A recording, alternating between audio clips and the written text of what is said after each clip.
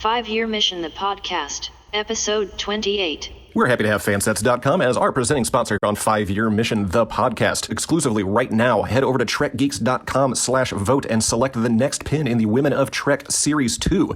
Also, if you go and vote on that pin, you are automatically entered to win an entire set of the Women of Trek pin series. So head on over to TrekGeeks.com/vote. Winner will be selected on April 1st. And please stay tuned till the end of this episode for a special offer on 5-Year Mission, the podcast. By now you figured out that this is the 5-Year Mission podcast.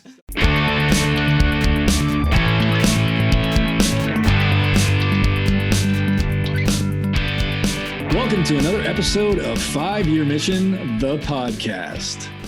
This episode, I am joined by Noah and Mike. I'm Chris, in case you didn't know. We've talked about before kind of the genesis of 5-Year Mission, how we came together, but we've never really gotten into what led to that point, where we were before that. We've all been in bands locally for years. We've been in several bands, all of us. So tonight we're going to talk a little bit about that and kind of where we come from, how we met as individuals, and how that led to 5-Year Mission. Does that sound about right, guys? Sure. Sure. The enthusiasm is overwhelming. It doesn't get any better. It's going to be great. There you go. So I think we're each first here going to go around and talk about the band we were in right before we formed 5-Year Mission, or some of us were in that band simultaneous to 5-Year Mission. But we're going to talk about that band a little bit and a little history of that and what that experience was like. So I'll start off. The band I was in right before 5-Year Mission was called Eisenhower Field Day. And we were a power trio, which consisted of myself as playing guitar and singing. My wife, Holly, was playing bass and also sang. And then a powerhouse drummer named Phil Kitchell, who was our drummer and also sang and helped do some of the songwriting as well.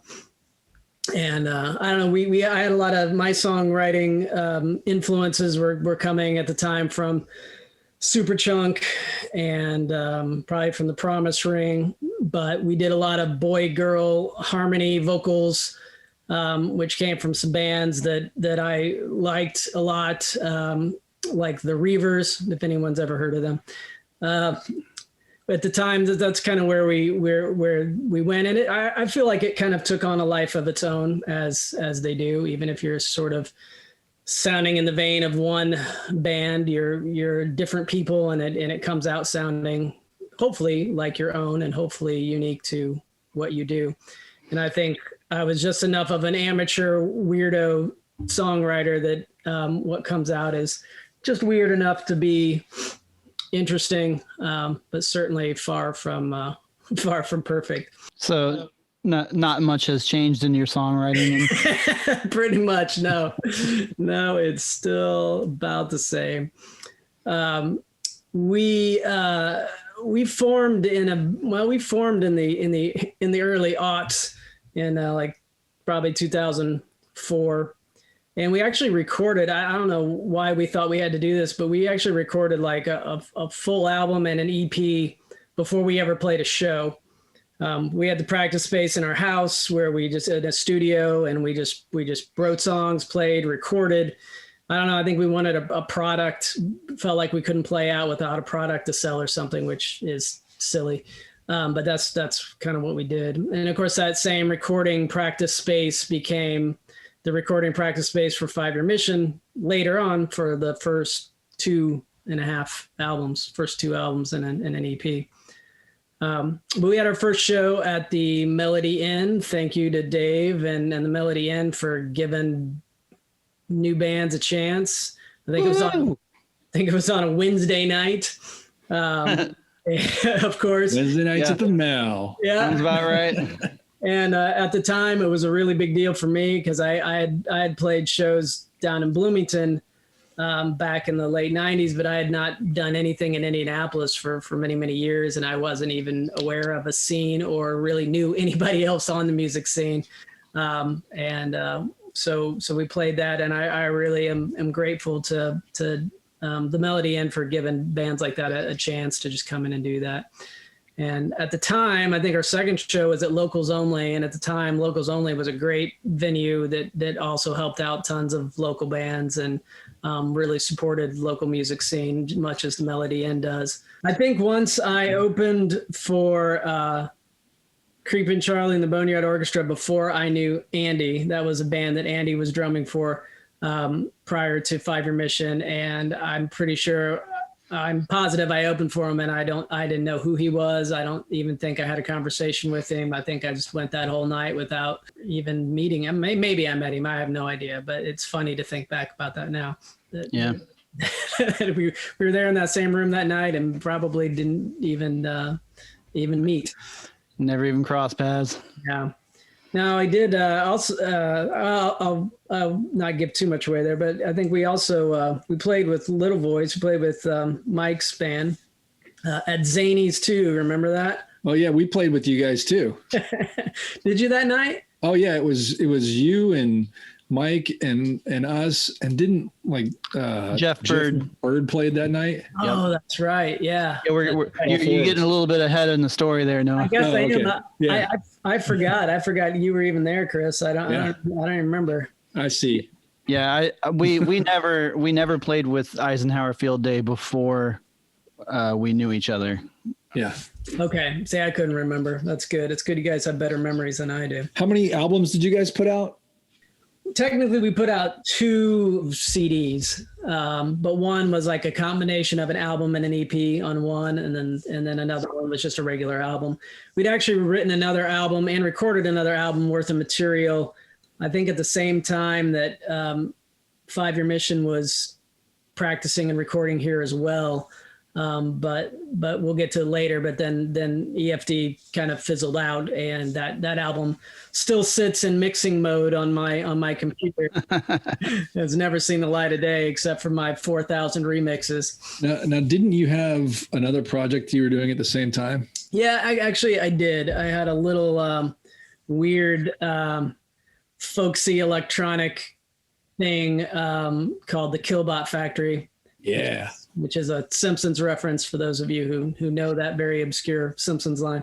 But yeah, that was something that I was kind of just doing on my own, songs I was writing. I was trying to kind of got some software that was letting me do some electronic music and sampling, and I kind of wanted to try that out. And then I also would have Holly sing on that as well. And so that was a fun little side project. I always kind of wanted to have, be able to translate it into a sort of band version and play out with that stuff, but that I just wasn't in the cards at the time.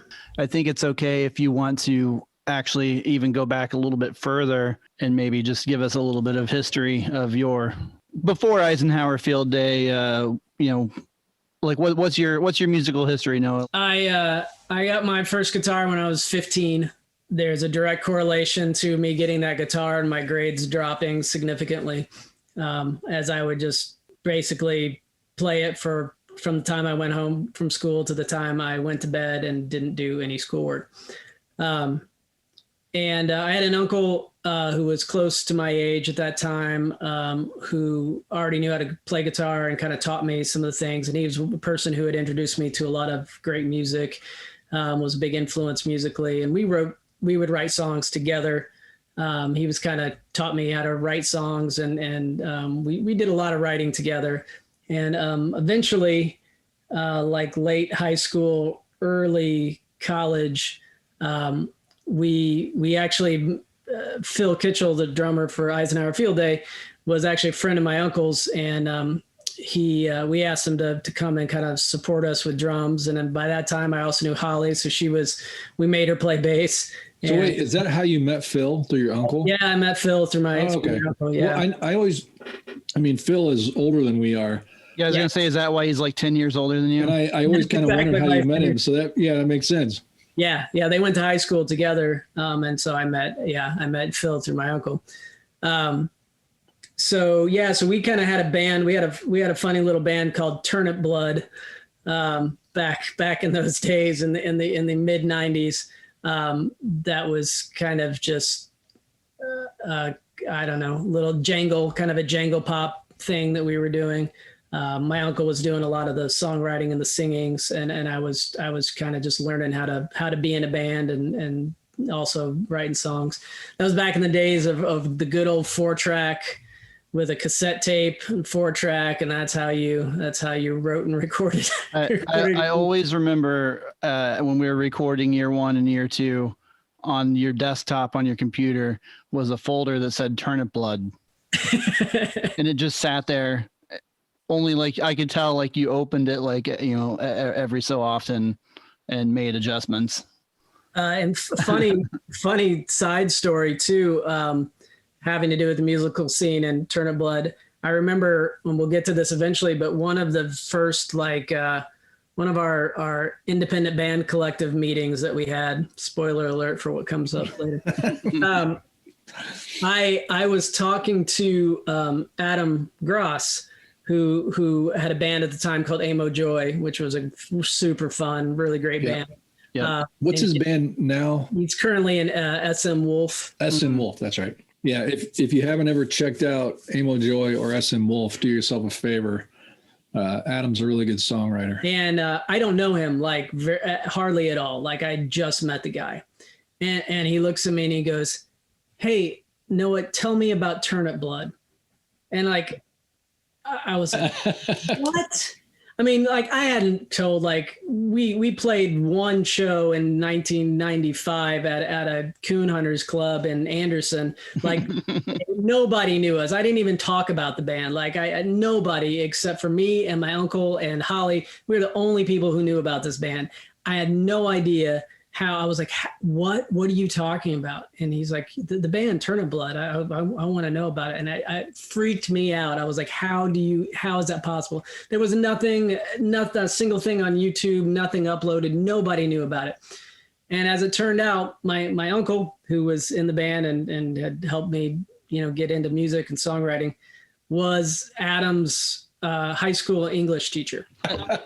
And somehow he had mentioned Turnip Blood or played Turnip Blood or talked to Adam about Turnip Blood, knowing that Adam was a musician back in high school. And it was just the most bizarre, strange, small world.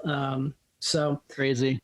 So yeah, so there was Turnip Blood, and then in later college, I was kind of in this math rock, poppier math rocky kind of band, emo kind of band called Factors of Six, and that was really important because that was the first time I really got out and played shows, and that was the first time where I was like the front man for a band and kind of was actually doing the thing that I had always wanted to do, and so it was a really great experience, especially being in Bloomington in the kind of the late 90s. That was just a great time for music. And that was fun. It was some good experience. I kind of wish it had lasted longer than it did, but that's the way it goes.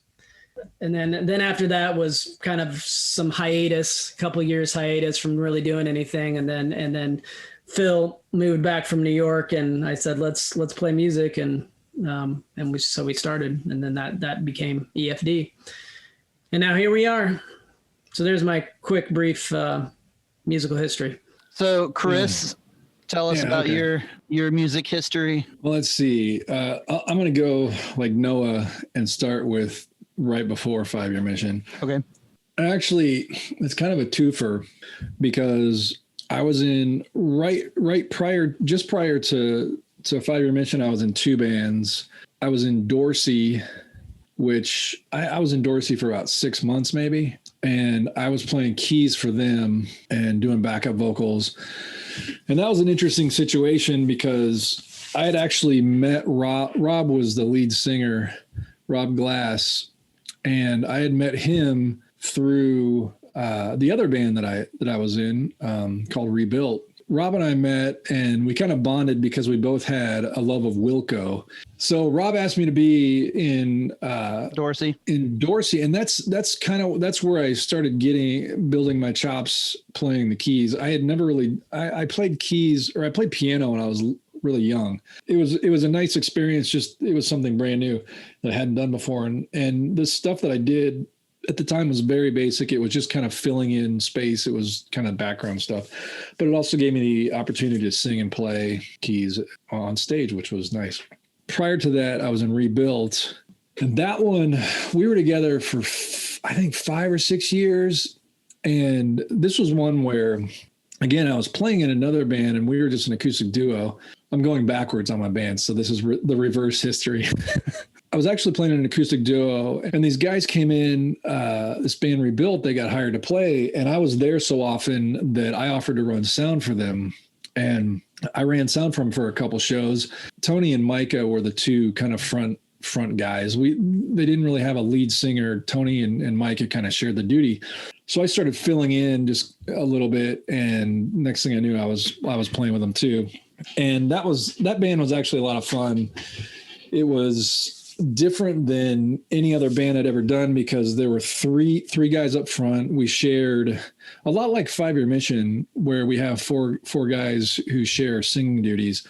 Micah and Tony and I did the same. Unlike 5 Year Mission, it was probably about 70-75% cover, and then the rest of it was original. So we did a lot of cover songs, and that was just that was our bread and butter. You know, that's what I remember that Halloween where you played the Twilight Zone. Yeah, we did. That was like Ghostbusters. Yeah, I remember that.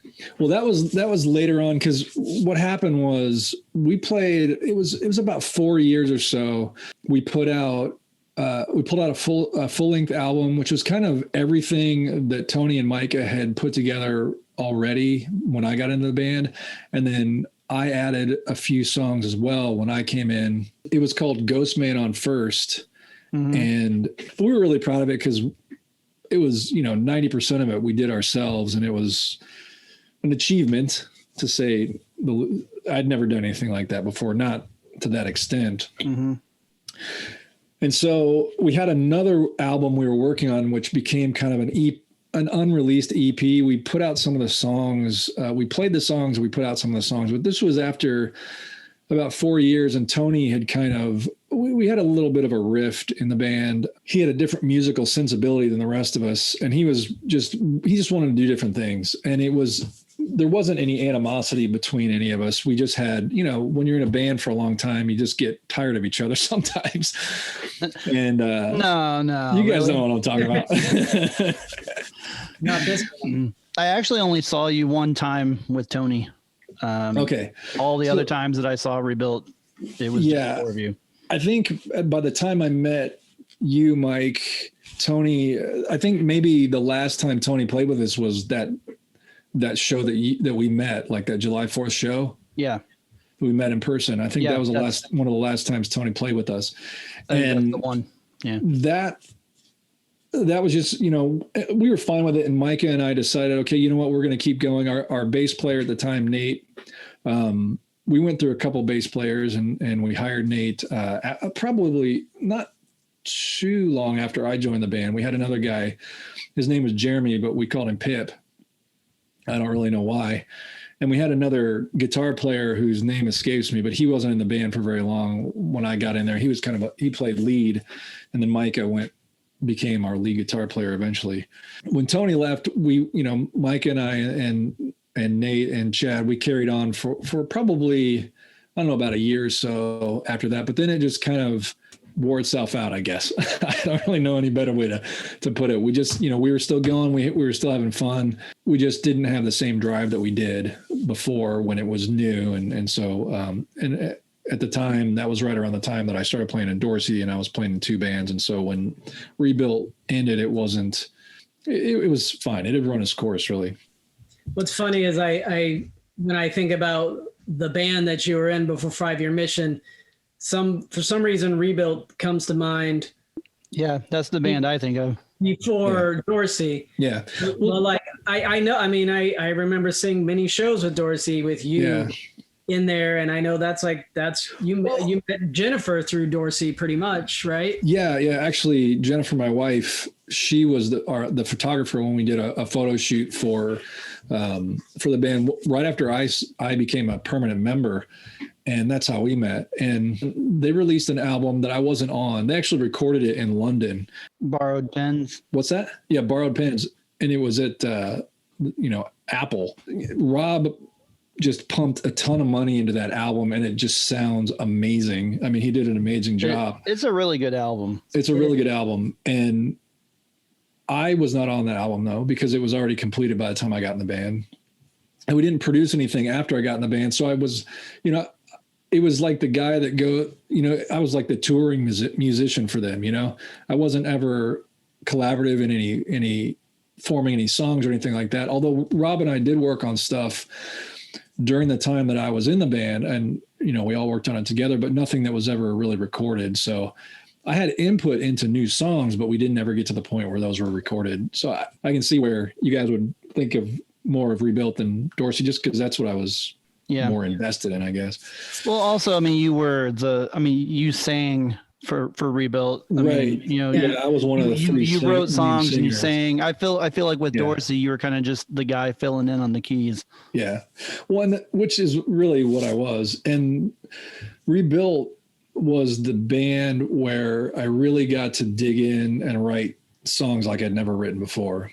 The band that I was in before Rebuilt was an acoustic duo called Unpainted Huff Hinds, which, incidentally, if you don't get the reference, Unpainted Huff Hinds is from Raising Arizona. My friend Dan and I were in this band, Dan Cushing. And I don't remember how it happened exactly, but he and I were living together, and it's just one of those things that it was just kind of a natural progression into playing together. I was writing, he played music. I was writing songs that I'd been writing songs on my own for quite some time, ever since college. And so he and I just started playing together, and then we started, playing shows out, and it just kind of became a thing. But we had this dynamic where I was kind of the serious one and he was the asshole. And that was kind of the way it was. And Dan couldn't really sing that well. And so that was also kind of a thing where we would find a song that you didn't really have to be able to sing really well, and he would sing it and I would sing the rest of the songs. And so that was my first foray really into songwriting and putting things out there. We had a full-length album. I think it was just called Unpainted Huff Hinds, actually. It was an eponymous album, if I recall. And then we had an EP called Me, it's like M-E.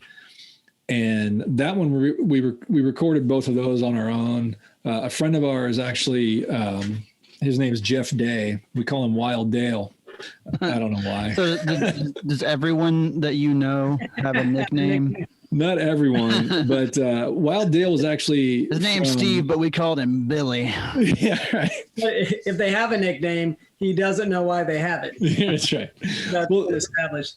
But anyway, Dan and I actually met in college, and so we'd been friends for a long time. We ended up living together here in Indy, and then we formed this band. We would play at PS O'Rourke's all the time. Had a blast. I mean, I had so much fun. We actually played at the Clauda downtown one New Year's Eve, and that was one of the craziest shows I've ever played. Around midnight, we were just making songs up and singing into the new year and just making things up. And people were just, this steady flow of Jameson was coming up to the stage, and it was a drunken, crazy night. And it was just a lot of fun. So Huff Finds was just a lot of fun. And then on the other end, there was a night where we played at this bar in Carmel. I almost had laryngitis. It was hard to talk. I could barely sing. And so Dan ended up singing most of the songs. So we had this show and we're getting paid for it. I'm like, we're playing the show. I'll be fine. Well, I wasn't. And Dan had to sing a lot of the songs, and the owner just like sat there giving us the stink eye the whole time. Nobody was, like, my parents were there and a couple other people, and that was it. And we thought it was hilarious, but it was not humorous to the people that worked there, and they didn't invite us back. We had a lot of weird shows, but it was still a good time. And then prior to that, I actually didn't play for a couple years out anywhere when I moved back home from college in Bloomington. But when I was in Bloomington, I was in a band called Yellow Sun. And the reason why we were called Yellow Sun is we couldn't think of another name. So we just picked two random words, and that was what we ended up calling ourselves. We spent months trying to think of a band name. I mean, I remember one of the band names was Tabula Rasa. And I was fighting to be anything but Tabula Rasa. Band names aren't easy. No, they're not. That's why 5 Year Mission was so great, because we didn't really have to think about it. It was just there. I was graduating in a couple months from college, and I was looking for something to do. I'd been on all these interviews. I was graduating for the business school. I was looking at consulting jobs and thinking, I don't want to do this. This sucks. I don't want to be a real person yet. And going through the classified ads in Bloomington, I found an ad for a lead singer, and I was like, I can do that, and I can play guitar too. So bonus. And I went in and I got the gig, and it was this guy Zach Liff, who was from the music school, just this guitar virtuoso. He was a classical guitar player, but such an amazing guitar player. Also had all kinds of gear, like some great gear. Is this the guy that we met who lives in Nashville right now? Yep, that's the guy.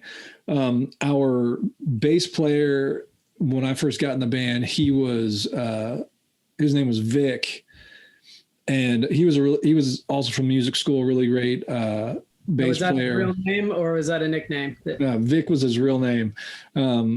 I can't for the life of me remember his last name, but he didn't stay in the band for very long, so that's probably why.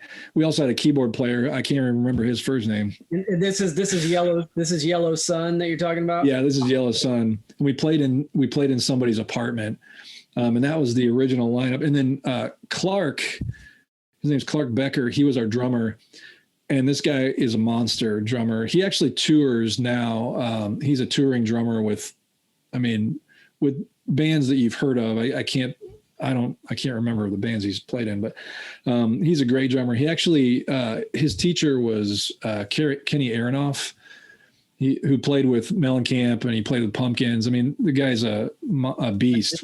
Yep. He played with Pumpkins during the Adore era. Actually, he's in a couple of their videos in that time. So he kind of emulated Kenny, and he was just a monster, just such a good drummer. So the cool thing was, entering into this world of playing in bands, I had some really, really good guys around me.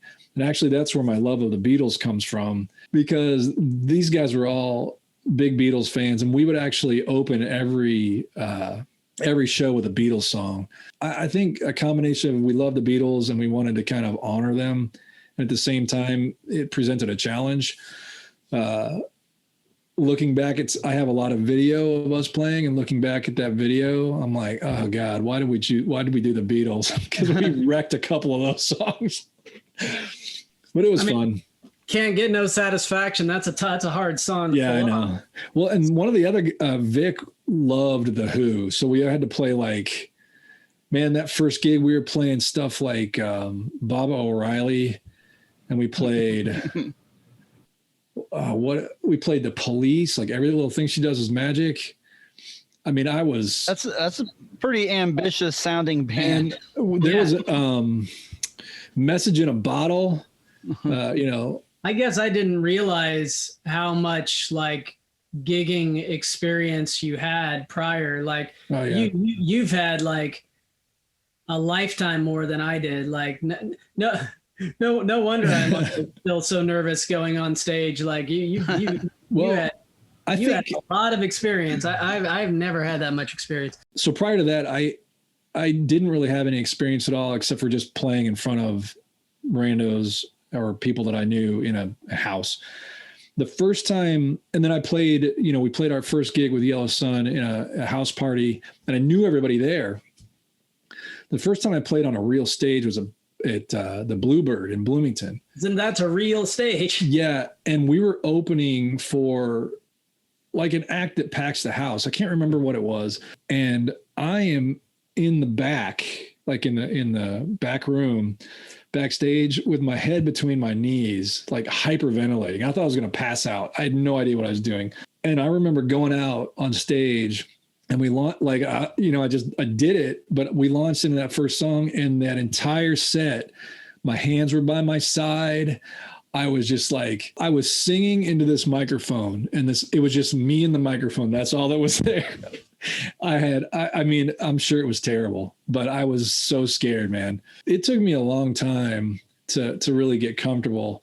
I played a lot of shows. I mean, I've been playing out for over 20 years in public. So you get used to it, especially because I've been in so many situations where I just royally screwed up. Like, obviously, I remember once in Bloomington, we were coming off stage. We were just getting heckled, like coming off the stage. People on the side were just like heckling us as we walked off. And this was like mid-set. We had to go back on for another set. It was like a set break. Wow. So, I mean, I've been in some painful situations, but in the end, it's just fun getting up there. So I don't really care. I've only had one experience at the Bluebird, and you guys remember that. Yes. Yeah, it was sparsely attended, wasn't it? No, they double booked it, and there was that country show after. That's right. We had to hurry. Yeah, they rushed us off, and like everyone was like booing at us because we weren't country. That's right. Yeah, that I had sucked. Totally blocked that from my memory. That was for the Combine in Bloomington, right? Yeah, it was some kind of like convention thing that was happening, and they asked us to come play for it, and then didn't plan very well. Well, the place double booked. Yeah. Oh yeah. No, it was fun going back there for me, because we used to play twice a month at the Bluebird. We played at Mars. It was called Mars at the time. It was a kind of a dance club, and we played there a few times. I think that was one of the places we opened for the Y Store. I didn't really have much musical experience before college. I played piano when I was a kid, like I mentioned, and I played trumpet in band in middle school and, freshman year in high school. I had kind of started noodling with a guitar the summer before college. My grandpa had this, it was like like the 3/4 size guitar. So it wasn't a full size guitar. It was like a learning guitar. Mm-hmm. I was like, well, I got to get a guitar. So I got my own, and I took it to college with me. And these guys next door to me in the dorms were both really good at guitar, and they played all the time. I remember they used to play Closer to Fine, Indigo Girls, all the time. That was big at the time. Mm-hmm. And, this was like 93, fall of 93. And, a long time ago, man. It's a long time ago. And, so I remember I'd sit in my room. I would play at least half an hour a day, if not more. And I had these fake books, and I would just go through, and that's how I learned guitar. I just played songs that I knew. I remember the first song that I learned how to play and sing at the same time was Runaway Train by Soul Asylum. And if I'm being perfectly honest, one of the main reasons I learned how to play guitar at first was to meet girls in college. Not that it ever did me any good, because I was afraid of girls at the time, apparently. That's where it all began. And then from there, the musical trajectory that I took, I never would have imagined back, when I was 17, that would have happened. I think through every band, every musical experience that I had, it wasn't really planned. It wasn't like I'm going to start a band. It was all very natural and organic. I think 5 Year Mission is the only band that I kind of heard it starting and was like, hey, I want to do this, and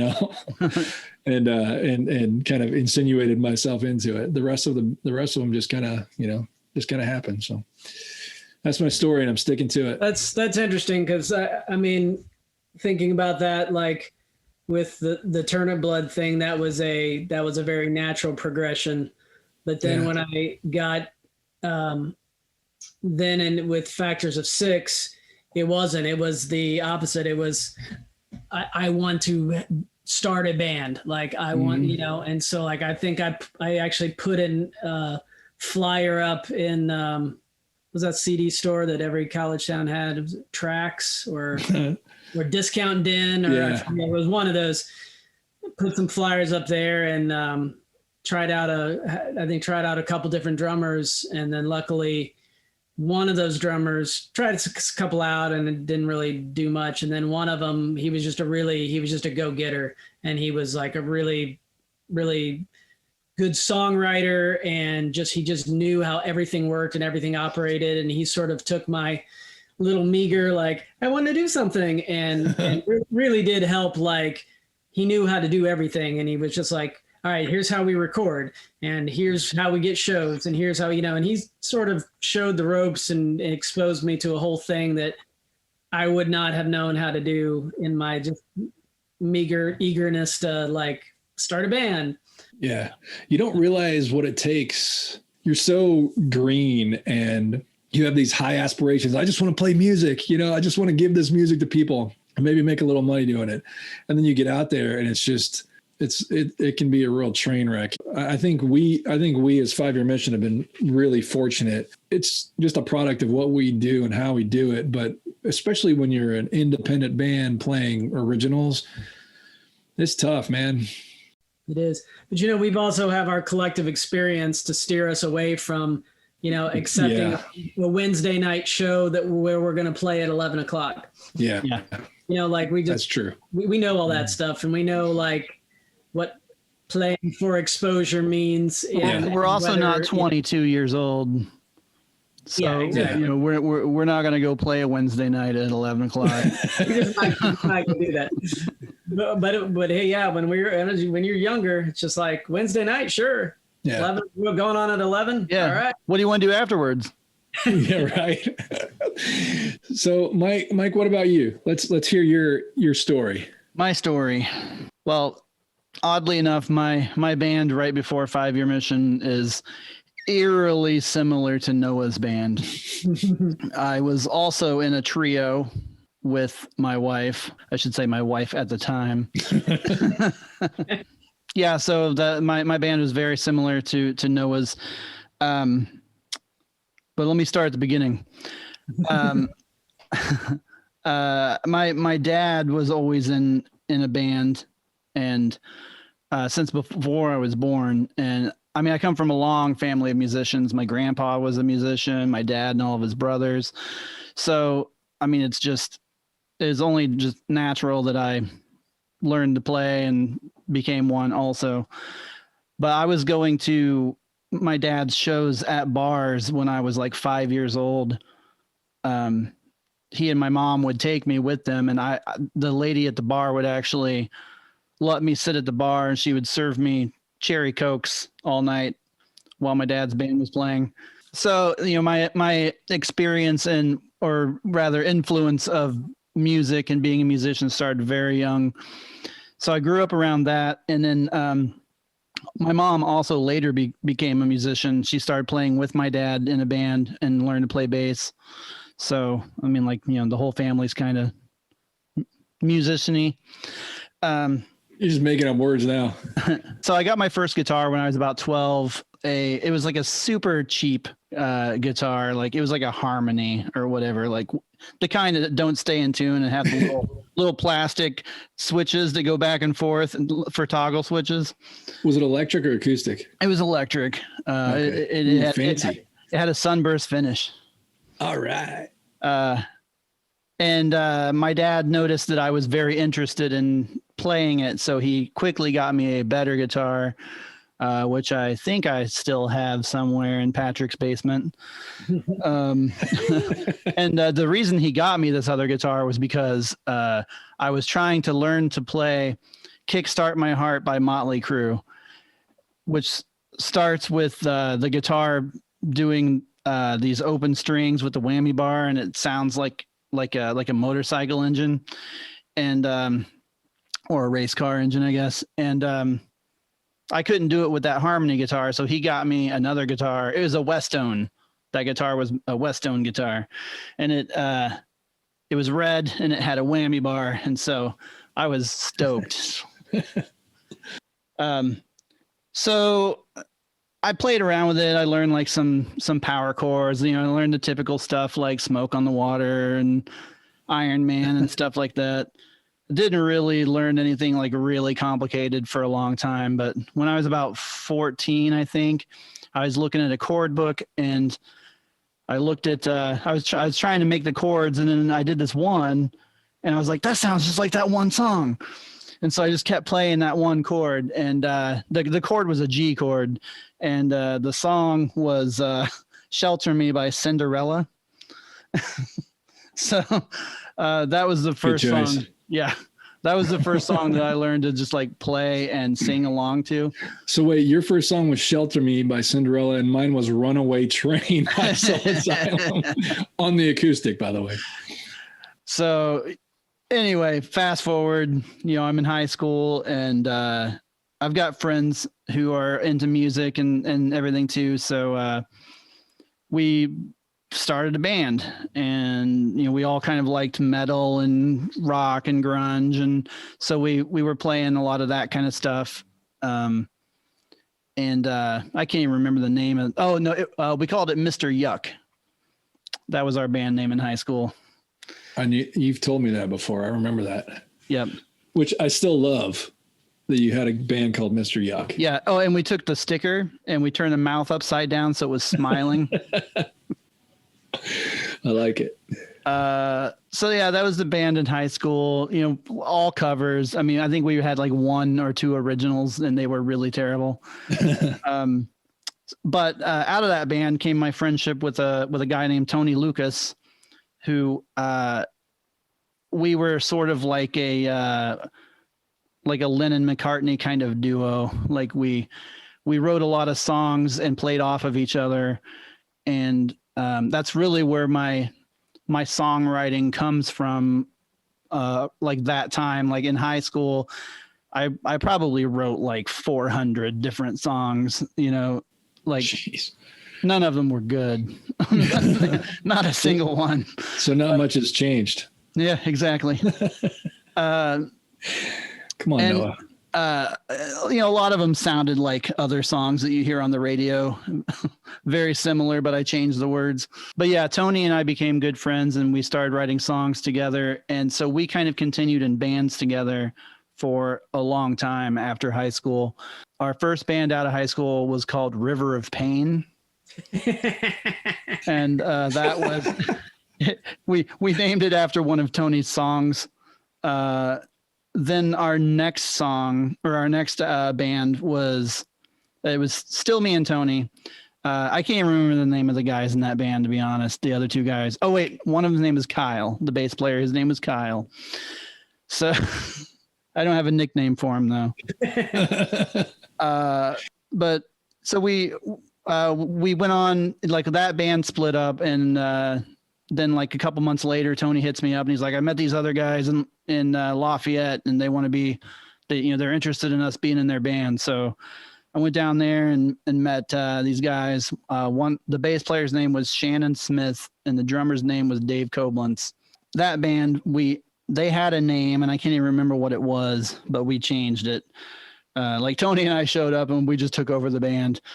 And Dave was a really good drummer, and Shannon was a really good musician. We ended up naming that band My Insanity. That band we were in for like 3 or 4 years. That's the first band where I really like played out in like real shows and venues and in front of actual audiences.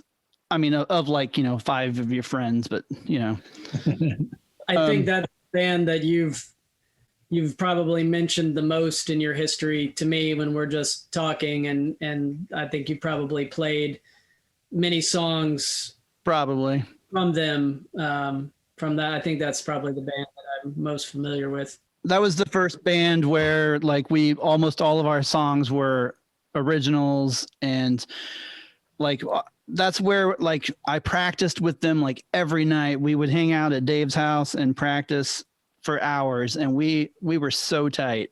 And that that's where probably a lot of my guitar chops come from, is playing in that band and just like learning all of these complicated guitar songs. And Tony and I were both guitar players, and we would write stuff that we would play off of each other a lot. So kind of like the stuff that me and Patrick do sometimes. That band eventually dissolved. And then a year or two went by and I just kind of didn't do a whole lot with music. And then Tony hit me up again and he's like, hey, I've been missing playing. Let's get back together and do something. So we actually ended up getting back together with Dave and then a friend of mine named Alan Brooks, who joined us for bass in that band. And we renamed the band Broken Up, kind of like a joke playing off of the fact that we were a previous band that had broken up. Mm-hmm. And that band, that's also probably a band that you've heard me play a lot of. Yeah, now that you say that. That's the one I recognize most. Yeah, I think. And that band is really. That's probably my favorite band of all the previous ones that I've been in before 5 Year Mission. We wrote a lot of good songs. We recorded an album that was called Trample Here. That band, that was the band I was in when we opened for the Smoking Popes. Nice. In Lafayette. So Mike, in Broken Up, were you doing that? Were you like the main songwriter and singer, or were you and Tony sharing? Well, it was Tony and I. We both sang and we both wrote songs. And that actually in My Insanity and Broken Up, that's where like the idea for me that a band doesn't have to be one genre comes from, because I was writing a lot of different kind of songs and it was like, well, what kind of band are we? Are we a punk band? Are we metal? Are we like a grunge band? And it's like, well, let's just be all of them. Let's just, if a song feels like it's supposed to be like a punk song, let's just do it that way. And so, before that, I just had that state of mind that a band is like a certain kind of genre and you're supposed to kind of stay within that genre. And then, so out of those bands, I kind of went on to think, well, I never want to be in a band ever again that's stuck in one genre. That's why I really love it when one of us comes up with a song for 5 Year Mission that's just something completely bizarre and bonkers that like we've never tried before. And it's like, yes, let's do that. So Broken Up, ironically, eventually broke up. And the reason's because I discovered this other band in Lafayette called Little Voice. And it was these two girls, girl who played guitar and sang and a drummer. And they had like this revolving door of dudes that would play guitar for them. So, I met them, became a huge fan of the music that they were making and wanted to be a part of it. I saw how they were struggling with having guys play stuff for them. So I asked if I could join them on stage and just kind of fill in.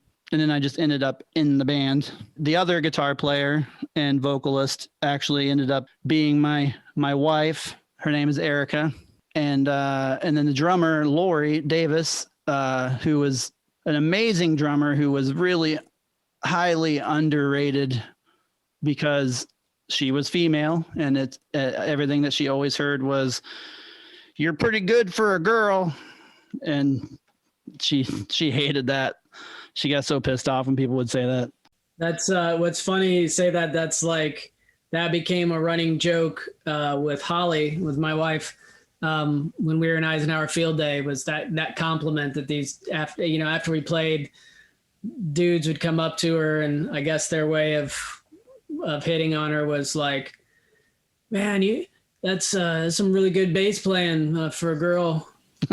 She would just, it would just completely piss her off as well. So Little Voice ended up being in that band for probably about 5 or 6 years. And Little Voice started in Lafayette and migrated to Indianapolis. Not just like playing, but like living in Lafayette. We all lived there, and eventually we all moved and lived in Indy.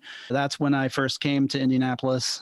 The first place I ever played in Indianapolis was the Melody Inn. I think it was a Tuesday night. And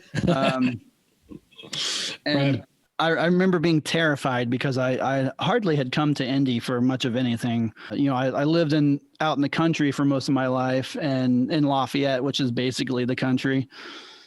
So coming to like downtown Indianapolis and 38th Street after dark and unloading gear and having the guy come up and ask you if you got any money. It was pretty scary for like 23-year-old me. Like you. But yeah, we played at the Mel, and of course Dave and Rob were both there and very welcoming. And Dave Brown was always a huge fan of Little Voice. He was one of our biggest supporters. Eventually, I ended up since I moved to Indy, I started working at the Kinko's in Broad Ripple. To the great benefit of many a band. Yes, having worked there and being in the music scene, I had a lot of people coming in and asking me to give them deals, and I always did. Yep. Flyers, man. We need flyers. I don't know how many flyers you printed out for us. I know. A lot. So at Kinko's, when I was working there, is where I met Rob Glass, which anyone who's paying attention has heard that name already. And Rob and I became friends, and we became, we wanted to like support each other, and we liked each other's bands. So we both worked at Kinko's, and we ended up playing, I think, at Birdie's.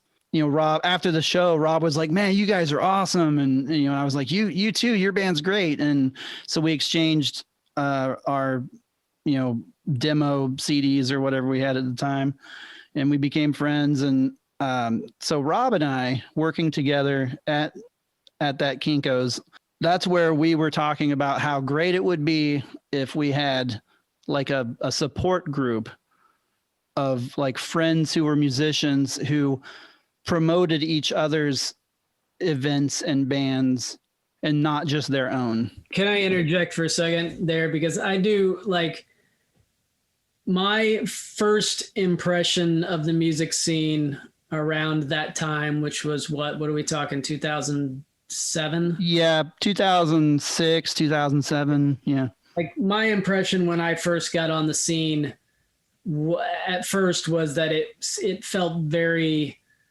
every man for themselves. At first, it felt very elitist.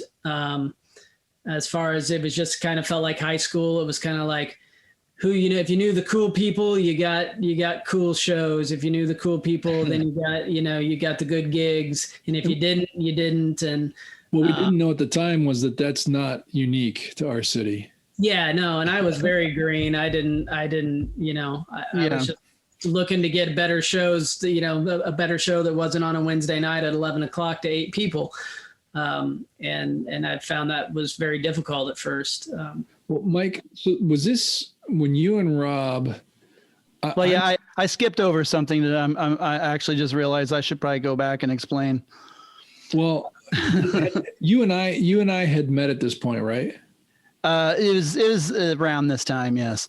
Okay, because at this time in Indianapolis, there was a message board called IndianapolisMusic.net, which everyone referred to as IMN. And all of the this was back before Facebook blew up. Like MySpace Twitter was barely a thing. Yeah. Right.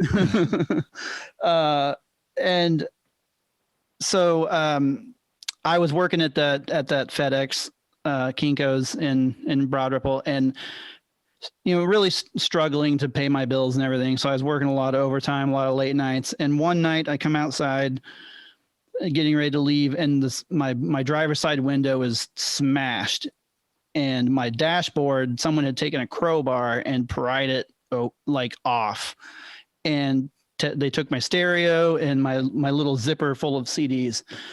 And I was so mad. I was so devastated at that. So I went home, and I drove home. It was February, and I drove home in the freezing cold with no window. And the next day I posted on IMN about it, saying, just complaining about it. And since I was, I couldn't afford a window at the time because that's just how poor I was. So I was like, you know what, I'm just going to reach out and see if anybody wants to help out. And I made like a little donate thing. I had like one person donated $1, like a friend of ours donated like $15 or $20. And one strange out of the blue donation I received was from some guy on IMN I don't remember what the handle was, but it was Chris Spurgeon. I think my handle on there was Rebuilt Chris. Oh yeah, no, it was. Oh yeah, it was Rebuilt. I think it was the Huff at first, and then I changed it to Rebuilt Chris. Yeah, at that point it was Rebuilt Chris. Yeah. So you had sent me $5, and you're just like, hey man, sorry, it sounds like bad luck. Here's $5. And I thought that was really cool. You were the only person who I didn't personally know who donated money. Well, and a little bit of backstory, I had already discovered Little Voice. Like I knew Little Voice had kind of a buzz around that time, as I recall. And there were some bands that played regularly in, like at the patio and the Mel and other places around town. And so there were a few bands that you'd heard of, and Little Voice just happened to be one of those bands that I had not only heard of, but I'd listened to and I liked. And so when I saw Mike post, and I was also trying to insinuate myself more into that music scene on IMN. And so, I would see, that's how I knew who Fark was, because the Farkness posted. I remember the Farkness posting all the time, and I didn't know him. I never met him. Yeah, me either, but I knew who he was. Yeah. And then, but you posted that, and I saw it, and I was like, you know what, I can donate $5. So Chris had donated the $5, and I thought that was really cool because he was the only person that actually I had never met that donated money to help me. That was in February. So Chris and I we kind of messaged a couple times back and forth on IMN or whatever after that over the next couple of months. And then we both ended up being booked for this July 4th show at Ugly Monkey. Yeah, downtown.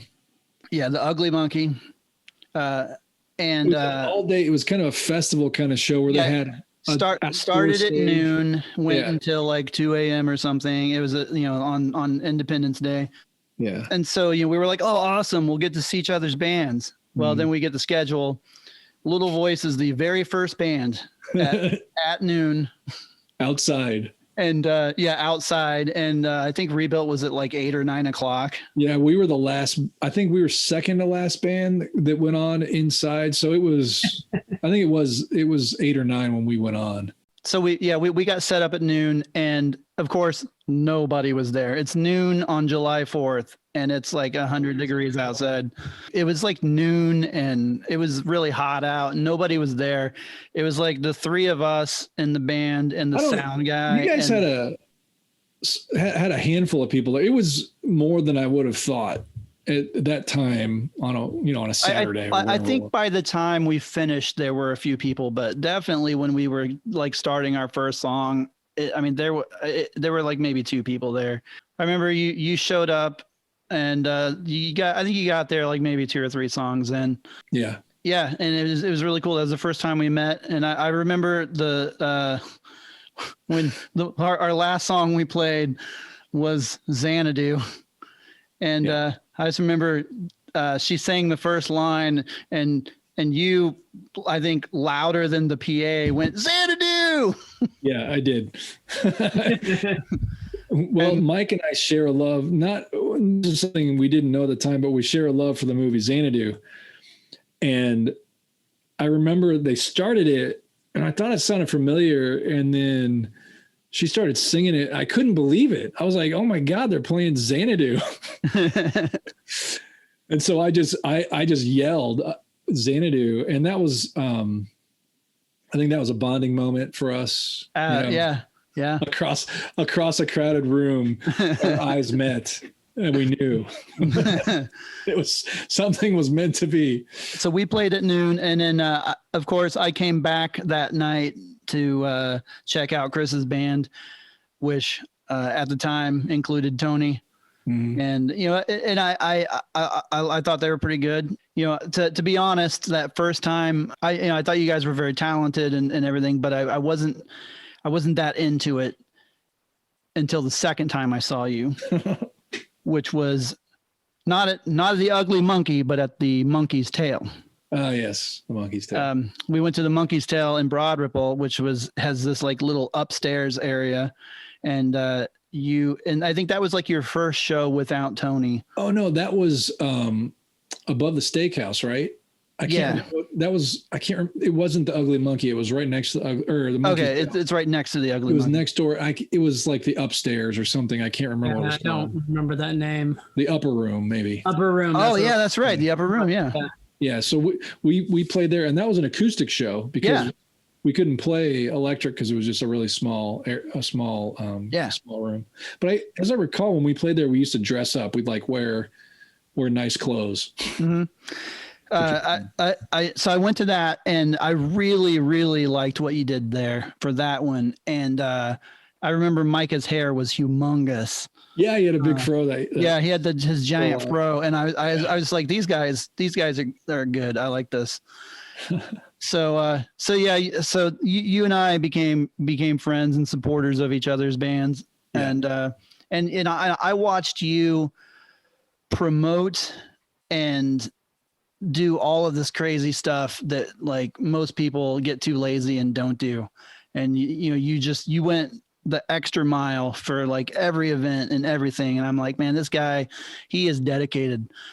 So Rob, fast forward now to a little bit later when Rob and I are talking about the music scene and everything, we decide we want to form this group of like-minded musicians that all want to support each other. So I have this memory being in your basement in Irvington. And it was you and Rob and I. I don't remember why we were all there together. I think we had some project going on or something that we were talking about, but it wasn't directly linked to the band collective necessarily. And that's a little. I don't remember what we would have been there for other than just hanging out. It may have been just hanging out, but that night was the genesis for me of the independent band collective, because that's when you and Rob and I started. It was like I remember. So you guys had already talked about it, but that's when you guys brought me in. That might have been, maybe we invited you over to talk about it, because I remember standing in Kinko's and talking to Rob, and I was like, well, I know this guy who who is perfect for this, because I knew that you would put everything you had into it and make it something. And so we got you on board, and I think the first couple of meetings were actually at our house. Basically, so the idea behind we called it the Indianapolis Band Collective. Independent Band Collective. That's right, the Independent Band Collective. Sorry. But we called it Indie Band Collective. Yeah, that's right. We call it the Indie Band Collective. And so I remember, I think there was a big argument about which one we should call it, and eventually I do remember Indie Band Collective. Well, the beginning of it was the idea, just like Mike said, the idea was to create a way for bands and to bands who didn't have the experience, who didn't really know the ropes like we had. We had been playing out for a while in various bands. We kind of knew what the playing field looked like, but there were a lot of these bands that didn't. And the idea was to reach out to these bands, bring them into we started having meetings, and the idea was to create these shows that we could promote and get people in to get exposure for these bands that nobody knew who they were. So the meetings, they started at my house. Yeah. But they quickly grew because, each week, I think we had them like every other week or whatever, but each time we had them, someone would bring one or two more people. Yeah. So like after the first couple of weeks, we had to move it to somewhere. So we moved it to, did we go to the Abbey first, or was it that other coffee shop? So we went to the Abbey first. Yeah. Which was downtown. And and that's where Noah comes in, because Rob had contacted Noah. I think he contacted you through, I don't remember how he contacted you exactly, but I remember Rob was like, hey man, this guy, Noah from Eisenhower Field Day, he's going to meet us at the Abbey for our meeting. And so I need you to, cause I was going to be there first. He's like, I need you to be there and meet him and, make him feel welcome, whatever. Rob knew the music scene really well. And I remember he really liked Eisenhower Field Day. I think he sent me like links to your MySpace or something. And and we checked out the music. I was like, yeah, these guys I like this stuff. I do remember that night at the Abbey where you were with us for that first meeting, and you and I just chatted a little bit, just for the first time. Yeah, I do remember being at that meeting. Yeah. And then after that, our numbers started to grow. So what was that coffee shop was it Irvington? Yeah, in Irvington. It was right by the Irving Theater. Yeah, so we started meeting there. Strange Brew, that's right. We had a lot of meetings there, I remember. That was where we started really doing a lot of our planning. And we would have weekly meetings. But I just remember we put together these shows, and, for bands like Amo Joy and Hey Hey Melodica that were just kind of kicking off. Yeah, we had a big article with a picture, didn't we? Yeah, I think so.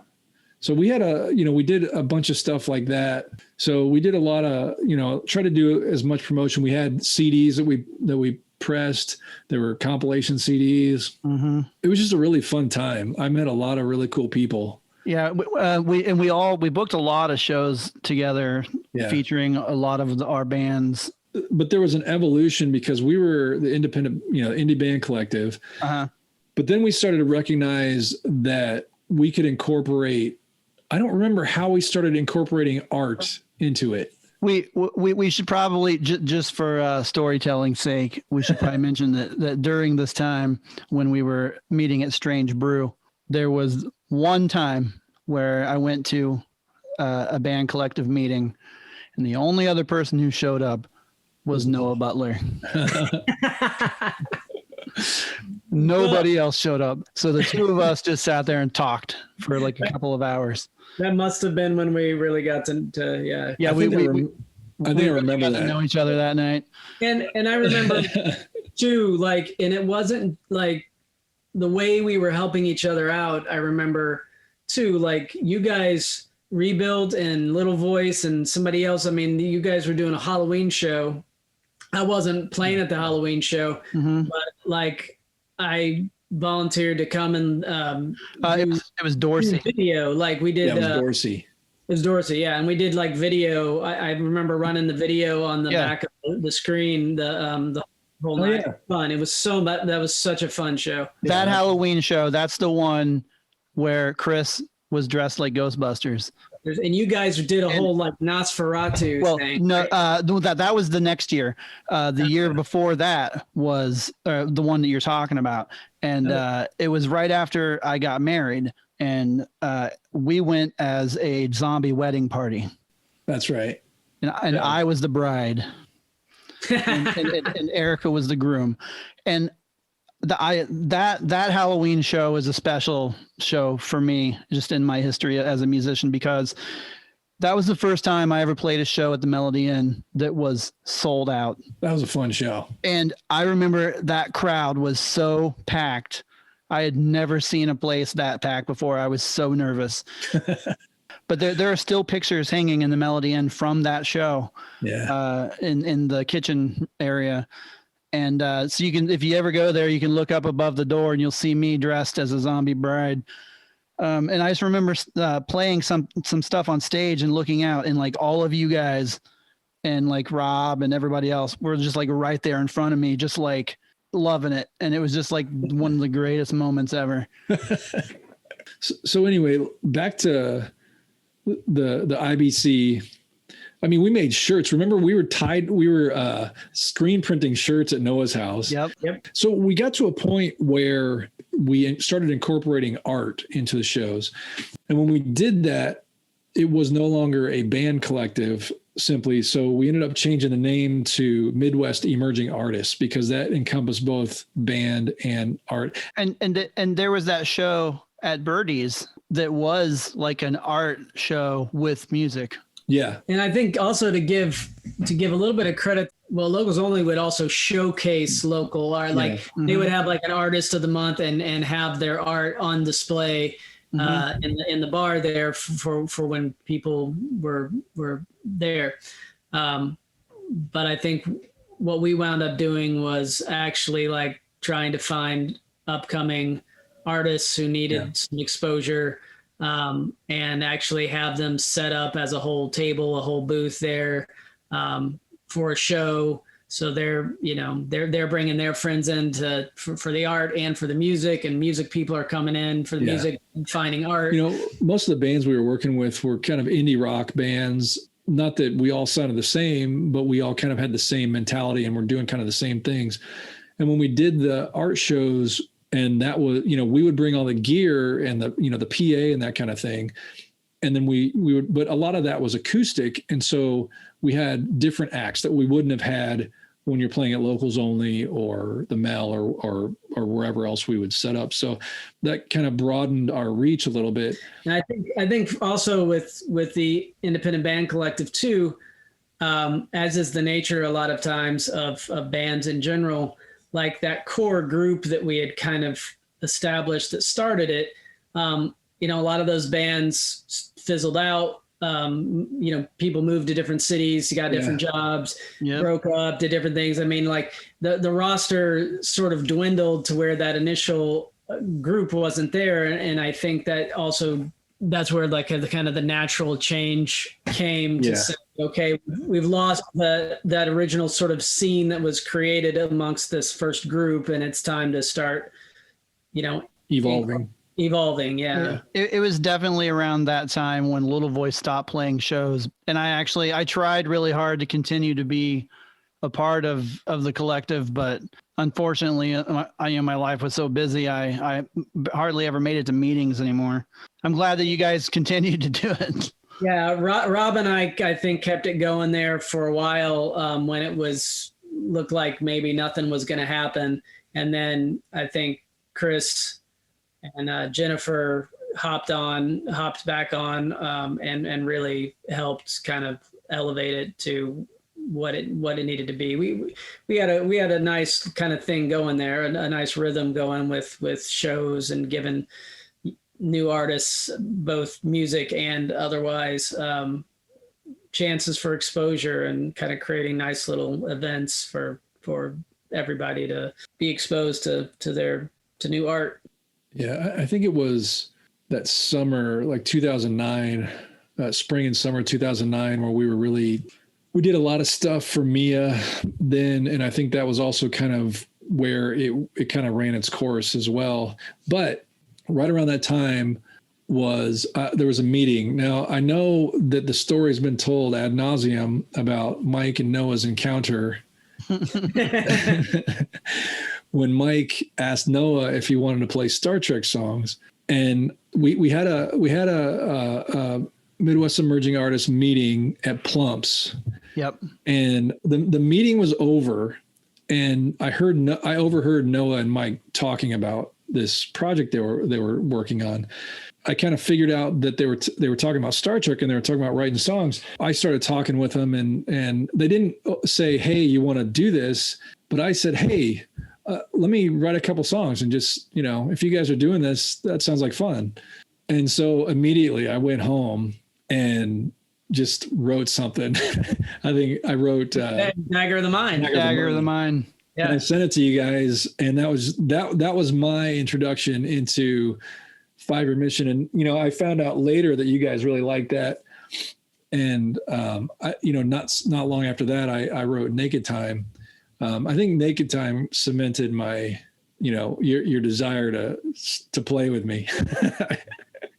So it's good I didn't stop at Dagger. But, Dagger of the Mind. I was skeptical. Well, I was like, Chris wrote a lot of really good songs. A lot of good stuff came out of Rebuilt. I can't wait to hear what he comes up with. And then you give us Dagger of the Mind, and like halfway through you start rapping, and I'm like, yeah, I don't know if it's gonna work out, man. Well, let's have an evolution. Two things came out of our mouths. I said, "Did he yarl this much before?" And Mike said, "Is he rapping in the middle of it?" We've just exaggerated that story. But. So I at that point, I don't remember if I think I'd written both of those songs, and I remember I went over to Mike's house, and it was the 3 of us, and we just started kind of playing together on these songs. I feel like the first time I saw Patrick when he was back was at Mike's house. So to go back just a little bit in the stories that we're telling. Back to that second Halloween. Okay. When Little Voice was all dressed like Nosferatu, which I actually shaved my head for. I remember that. The Shakeups were back. You looked like Billy Corgan. Yes. The Shakeups were back in town. Okay. And played at that particular Halloween show. They played as the Pixies. I remember that. Yeah.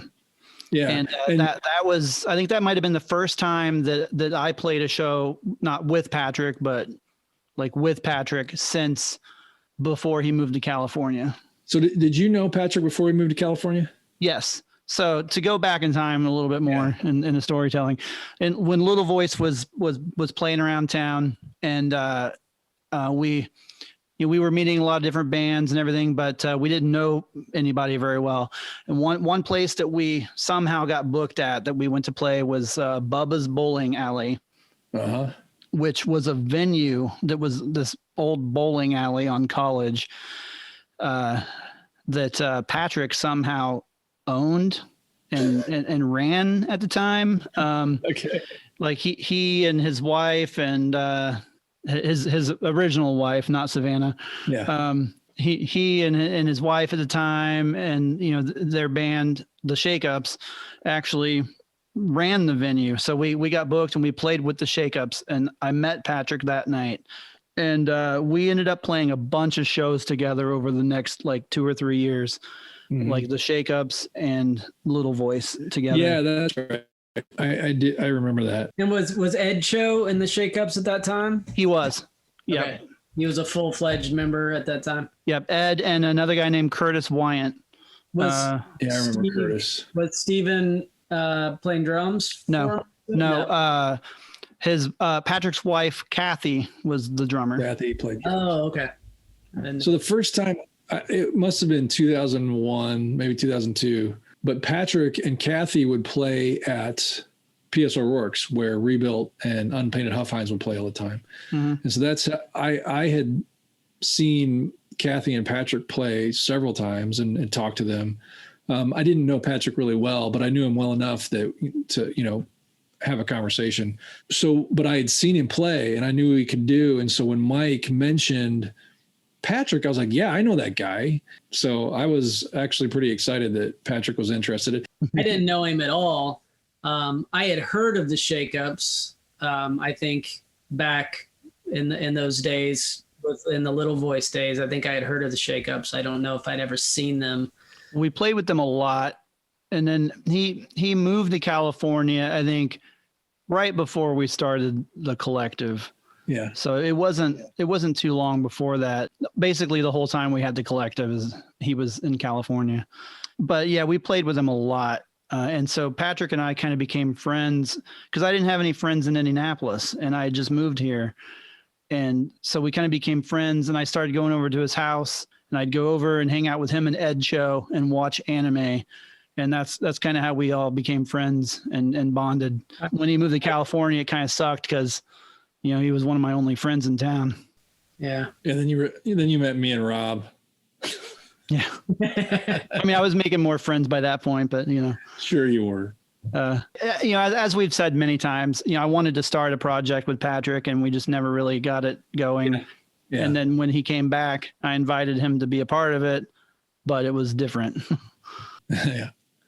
Speaking of Little Voice and Eisenhower Field Day, two of my fondest memories from both of those bands are the times when I sat in with those bands.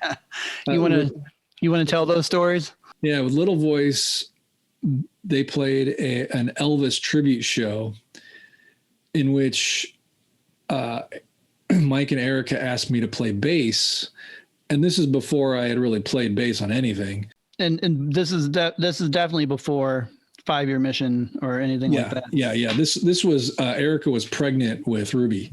Yes. And very pregnant. Yeah. So that was 13 years ago, probably. Yeah. This was one of the last Little Voice shows, wasn't it?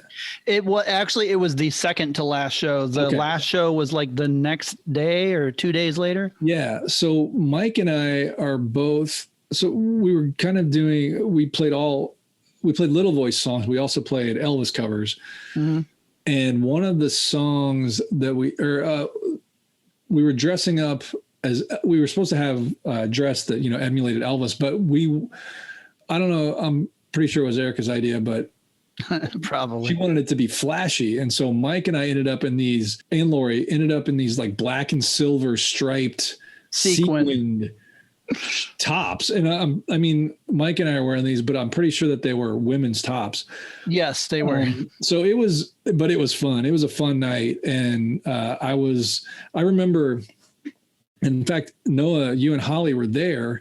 Yeah. Because I remember when I got done, I went to Holly and I was like, was that okay? Because I was playing bass and she was the only bass player that I knew, really knew. I was like, was that okay? And she's like, yeah, you were fine. And at the time, I think I was mostly playing root notes anyways.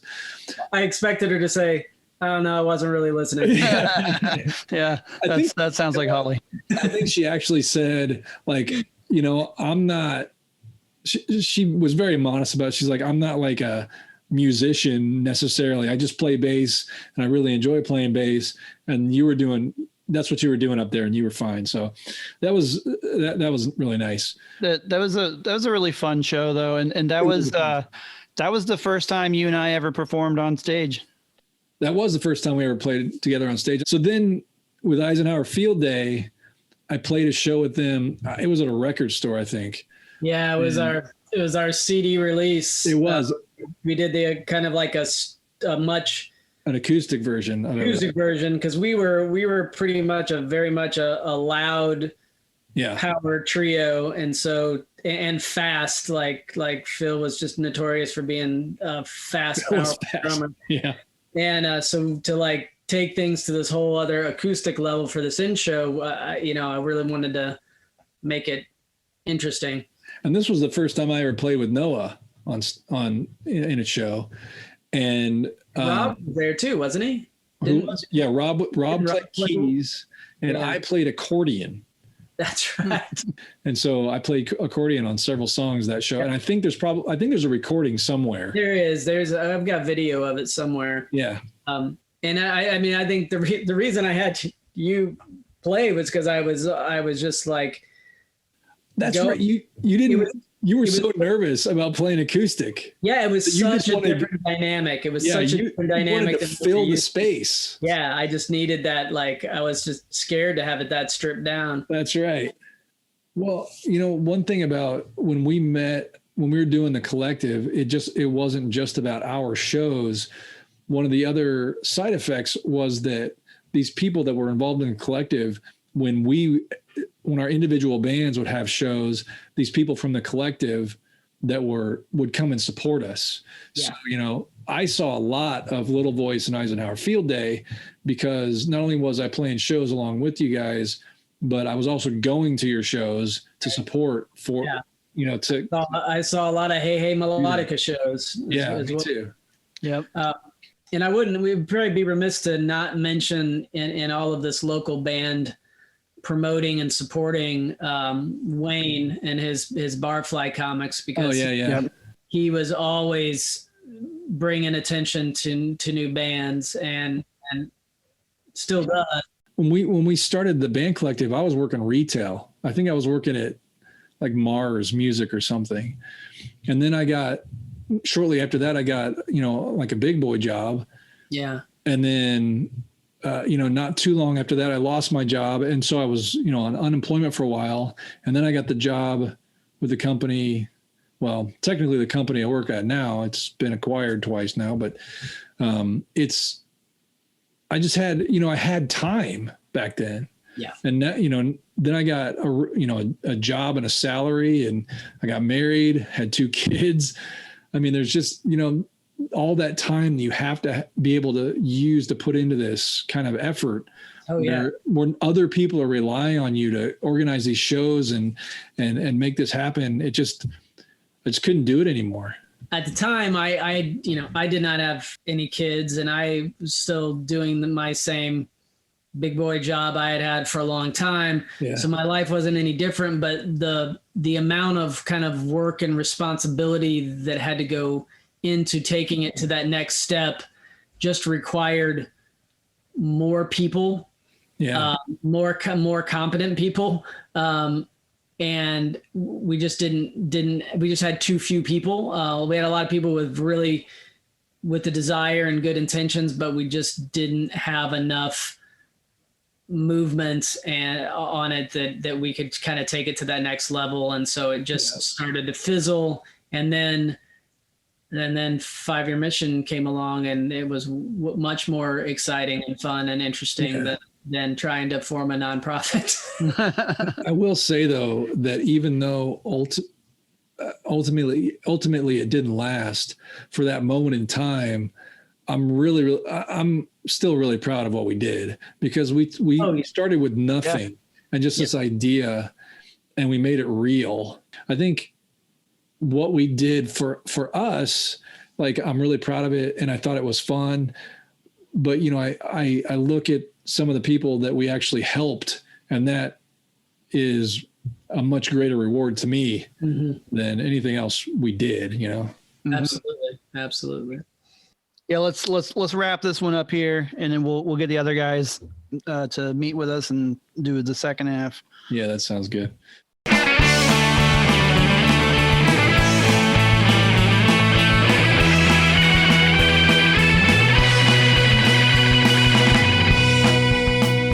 Hey, do you miss getting new content from 5 Year Mission? You should head over to patreon.com/5yearmission and check out our Patreon page. As a patron of the band, you will receive access to rare and behind-the-scenes pictures and videos and other cool stuff. You will also have early access to many things, like video releases or new songs. You can sign up for different levels, from ensign all the way up to admiral. One of the perks of being an admiral on 5 Year Mission's Patreon is that you get to be a producer on this podcast. Currently, our producers are Neil Carpenter, Helen Lake, Debbie Rinke, Carol Jones, Becky and Roxy, Steve and Frankie Palopoli, Madison Rachel Jones, and Jim Morehouse. Your name could be on this list if you sign up as an admiral. So head over to patreon.com/5yearmission now. That's the number 5 Year Mission.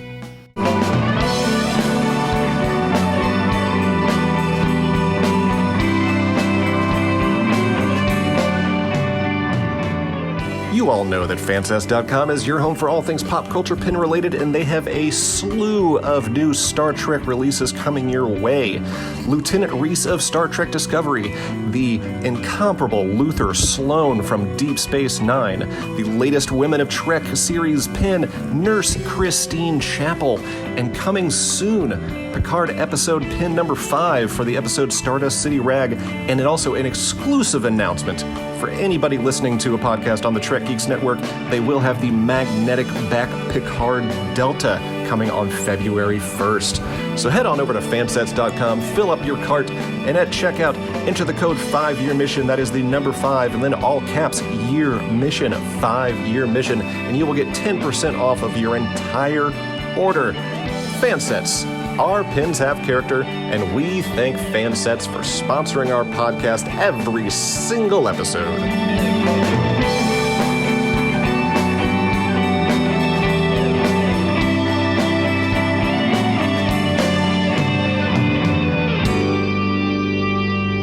The three of us have had a lot of fun reminiscing and talking about old times tonight, but just like you, we are very curious about what the other two guys were doing for all of these years before 5 Year Mission. So tune into the next episode of 5 Year Mission, the podcast, if you want to hear Andy and Patrick's stories about what they were doing before 5 Year Mission.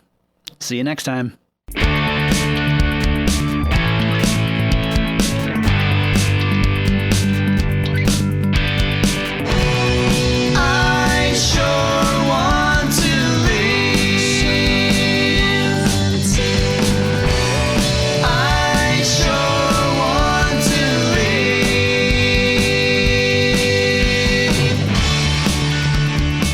Thank you for listening to this episode of 5 Year Mission, the podcast. If any of you are interested in listening to more of our music, you can check us out on YouTube or Spotify or iTunes or pretty much anywhere that you can listen to music. Just search for 5 Year Mission and we should be the first thing that comes up. If you would like to contact us in regards to the podcast or anything else that you want to talk to us about, you can email us at 5yearmissionband@gmail.com. And for more information about the band, you can go to 5yearmission.net. And also follow us on Facebook, Instagram, and Twitter. 5 Year Mission, the podcast, is a production of Coconut Media Works. Executive producers Bill Smith and Dan Davidson. For more great Star Trek discussion, discover the other shows of the Trek Geeks Podcast Network at trekgeeks.com or find us in Apple Podcasts, Spotify, or your favorite podcast app.